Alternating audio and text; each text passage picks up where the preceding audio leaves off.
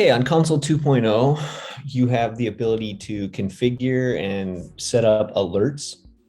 So from the left-hand menu over here under configs, you have the alerts button. So you click on here, now you can create alerts. So add new alerts. You can choose an alert for a device or a label, or you can choose an alert for an integration. So I'm going to start with the device or the label here.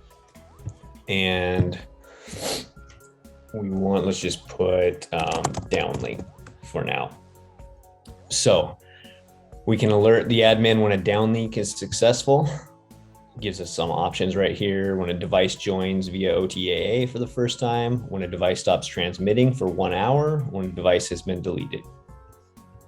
There's also a link to learn a little bit more about alerts. This will take you to our docs page if you want to read up on alerts. So I title this downlink. So I'm going to toggle on when a downlink is successful and create that alert. So now that that's been created, if I go back to the flows page and I click on my test device on the menu alerts, you see that alert I created to show if a downlink is successful, toggled on, and now we have the alert icon on that test device. So now the admin will get an alert when a downlink is successful.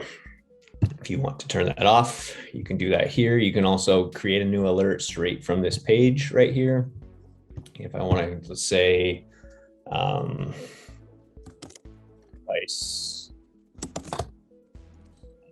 transmitting only 25 characters, so that's my mistake. But let's see. Going to title it 1 hour. Probably not the best title, but so I'm going to turn on when a device stops transmitting for 1 hour. So I'm going to create that. Now that's available and turned on automatically. Okay, so now that alert icon is showing up on that test device. Now, if I go back to alerts, add new alert, and I want to add one for an integration. Exact same process. So you can alert the admin when an integration with devices is deleted, when it's updated, when an integration stops working, or when an integration receives the first packet. So let's go first packet.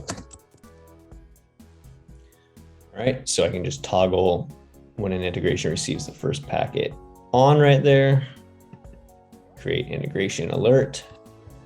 And now if I go back to flows, and this time I'm going to click on my endpoint, my integration, and you see there's an alerts option right there. Turn on first packet.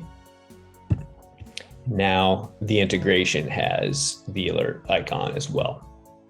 So that is how you set up and create alerts on devices and integrations.